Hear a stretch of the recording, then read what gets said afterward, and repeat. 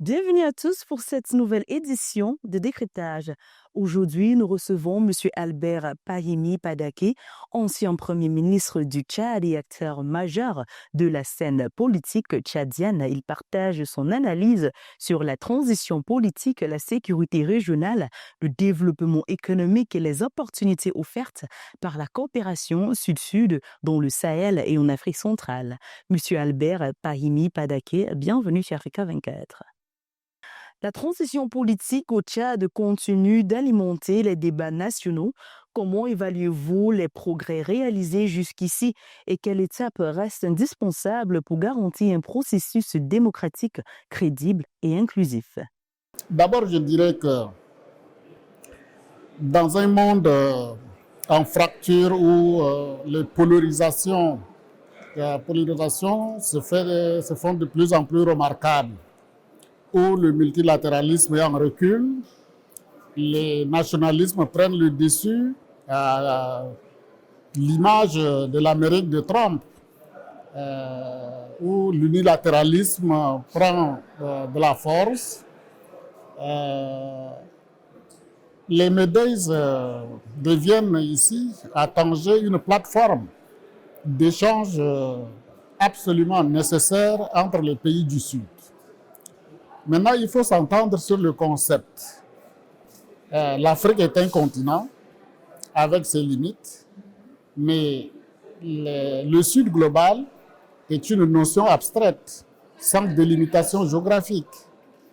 C'est un concept de lutte et de revendication. Revendication due au fait que les pays du Sud ont subi le récit du dominant et aujourd'hui cherchent à se repositionner. Et comme vous le dites, cette fracture au niveau mondial en termes de recomposition de l'ordre mondial peut être une opportunité pour les pays africains de tirer leur épingle du jeu, comme ça peut également être un risque pour les pays africains.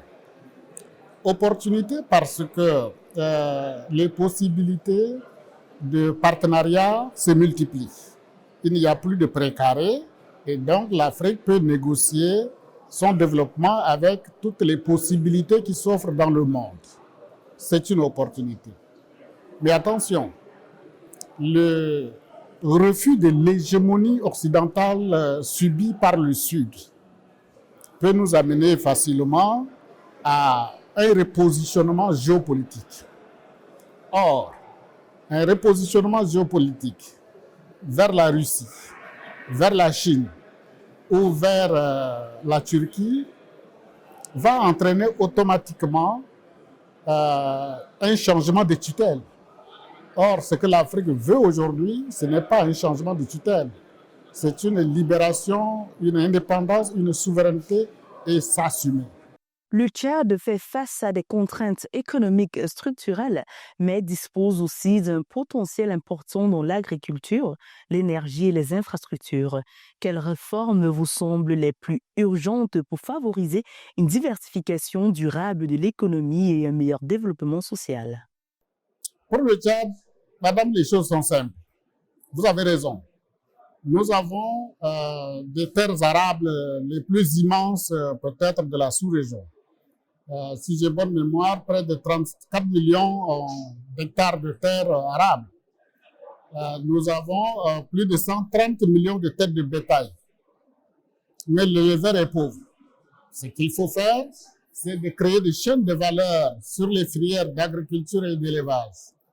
Pour l'élevage, par exemple, il nous faut mettre en place une politique industrielle qui ferait que depuis la peau de la vache, en passant par la viande, jusqu'aux cornes et les sabots, des chaînes industrielles se mettent en place pour la diversification de l'économie et faire en sorte que l'Afrique centrale, par exemple, se ravitaille en viande à partir du Tchad au lieu du Brésil ou de l'Argentine.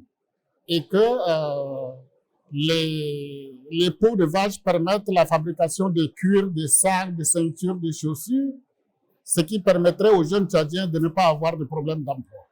Donc, les réformes sont simples. Je pense qu'on va y arriver.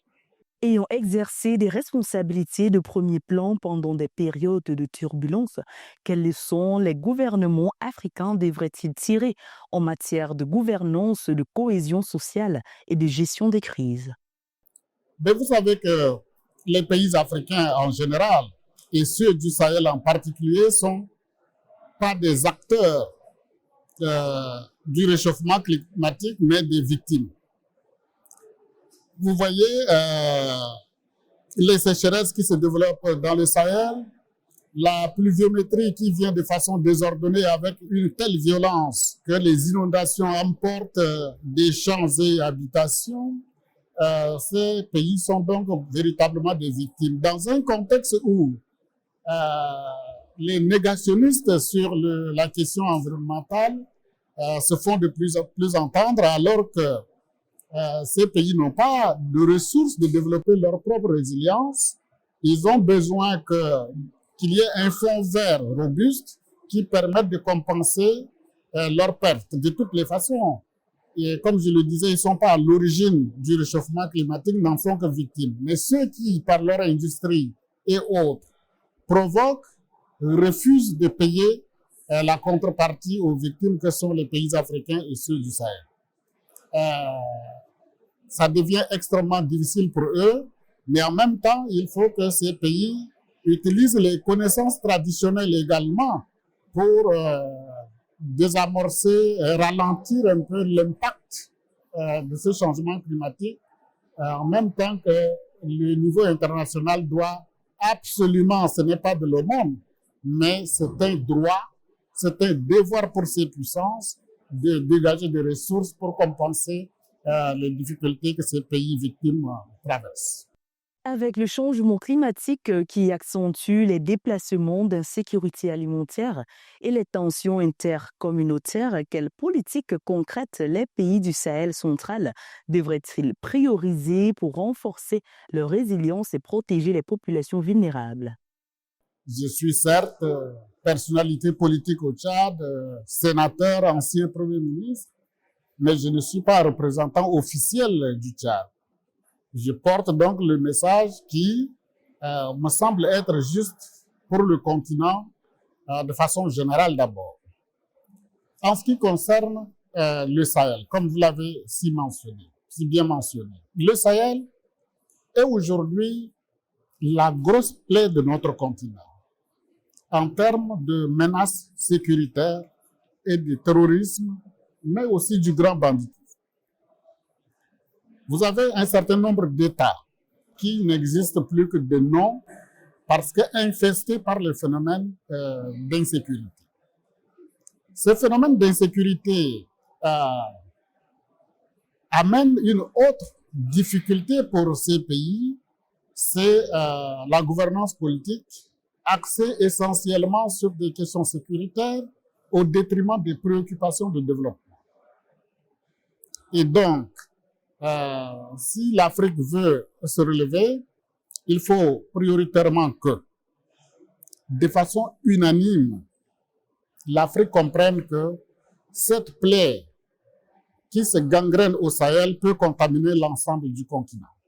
Il faut donc la circonscrire assez rapidement, et donc c'est le rôle de l'Union africaine avec les partenariats. Ensuite, il faut comprendre que nous ne pouvons pas lutter contre le terrorisme par le tout militaire. Il faut cultiver les valeurs et l'économique. L'ancien Premier ministre a insisté sur l'urgence de consolider la démocratie, de renforcer l'état de droit et de placer l'intérêt national au-dessus des clivages politiques. Une prise de parole qui interpelle autant de dirigeants que les citoyens tchadiens. Merci, M. Albert Pahimi, d'avoir répondu aux questions d'Africa 24. Merci à vous, mesdames, messieurs, d'avoir suivi cette édition de décryptage. Retrouvez dans un instant une nouvelle édition d'information sur Africa 24.